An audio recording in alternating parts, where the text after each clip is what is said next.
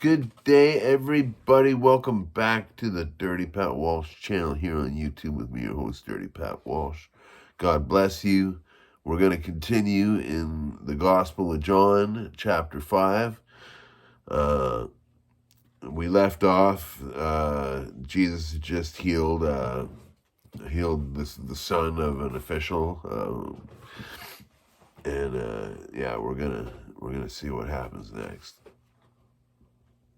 Afterward, Jesus returned to Jerusalem for one of the Jewish holy days. Inside the city, near the sheep gate, was the pool of Bethsaida, with 5 covered porches. Crowds of sick people, blind, lame, or paralyzed, lay on the porches. One of the men lying there had been sick for 38 years. When Jesus saw him, he knew he'd been ill for a long time. He asked him, "Would you like to get well?"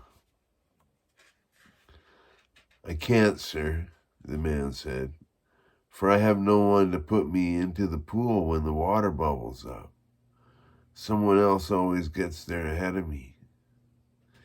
See what's going on? There's this pool, the Bethsaida pool. They think that if you're sick, if you get in the water when the water is all stirred up, and every now and then the water gets all bubbly and stirred up, and they think it gets you healed of your sickness, but it doesn't.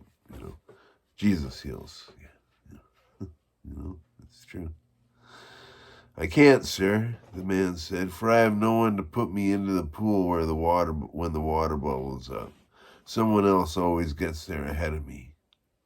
Jesus told him, "Stand up, pick up your mat, and walk." Instantly, the man was healed. He rolled up his sleeping mat and began walking. But this miracle happened on the Sabbath, so Jewish leaders objected. They said to the man who was cured, "You can't work on the Sabbath. The law doesn't allow you to carry that sleeping mat." But he replied, "The man who healed me told me, 'Pick up your mat and walk.'" "Who said such a thing as that?" they demanded. The crowd didn't know, for Jesus had disappeared into the crowd. But afterwards, Jesus found him in the temple and told him, "Now you are well, so stop sinning, or something worse might happen to you." Then the man went and told the Jewish leaders that it was Jesus who had healed him. So the Jewish leaders began harassing Jesus for breaking the Sabbath rules. But Jesus replied, "My Father is always working, and so am I." So the Jewish leaders tried all the harder to find a way to kill him. For he not only broke the Sabbath, he called God his Father, thereby making himself equal with God. So, excuse me, people. So Jesus explained, "I tell you the truth. The Son can do nothing by himself.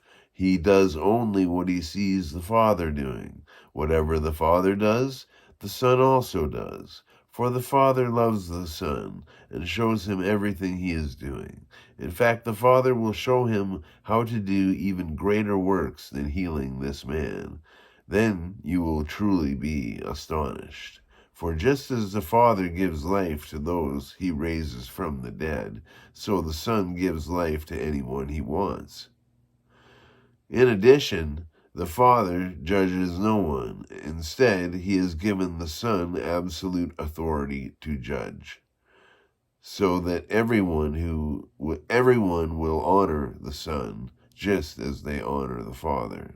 Anyone who does not honor the Son is certainly not honoring the Father who sent him. I tell you the truth. Those who listen to my message and believe in God who sent me have eternal life. They will never be condemned for their sins, but they have already passed from death into life." And I assure you that the time is coming. Indeed, it's here now, when the dead will hear my voice, the voice of the Son of God, and those who listen will live. The Father has life in himself, and he granted that same life-giving power to his Son. And he has given him authority to judge everyone because he is the Son of Man.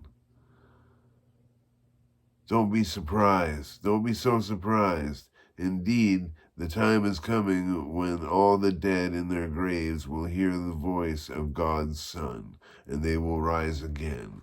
Those who have done good will rise to experience eternal life, and those who have continued in evil will rise to experience judgment. I can do nothing on my own. I judge as God tells me. Therefore my judgment is just, because I carry out the will of the one who sent me, not my own will. If I were to testify on my own behalf, my testimony would not be valid. But someone else is also testifying about me, and I assure you that everything he says about me is true. In fact, you sent investigators to listen to John the Baptist, and his testimony about me was true. Of course, I have no need of human witnesses, but I say these things so you might be saved. John was like a burning and shining lamp, but you were excited for a while about his were excited for a while about his message. But I have a greater witness than John, my teachings and my miracles. The Father gave me these works to accomplish, and they prove that he sent me. And the Father who sent me has testified about me himself. You have never heard his voice or seen him face to face, and you do not have his message in your hearts because you do not believe me, the one he sent to you. You search the scriptures because you think they give you eternal life, but the scriptures point to me. Yet you refuse to come to me to receive this life. Your approval means nothing to me, because I know you don't have God's love within you. For I have come to you in my Father's name, and you have rejected me. Yet if others come in their own name, you gladly welcome them. No wonder you can't believe, for you gladly honor each other, but you don't care about the honor that comes from the one who alone is God. Yet it isn't I who will accuse you before the Father. Moses will accuse you. Yes, Moses, in whom you put your hopes. If you really believe Moses, you would believe me, because he wrote about me. But since you don't believe what he wrote, how will you believe what I say? There you go. Jesus talking to the Pharisees, the religious leaders of the time, who, were all proud and happy to be religious, but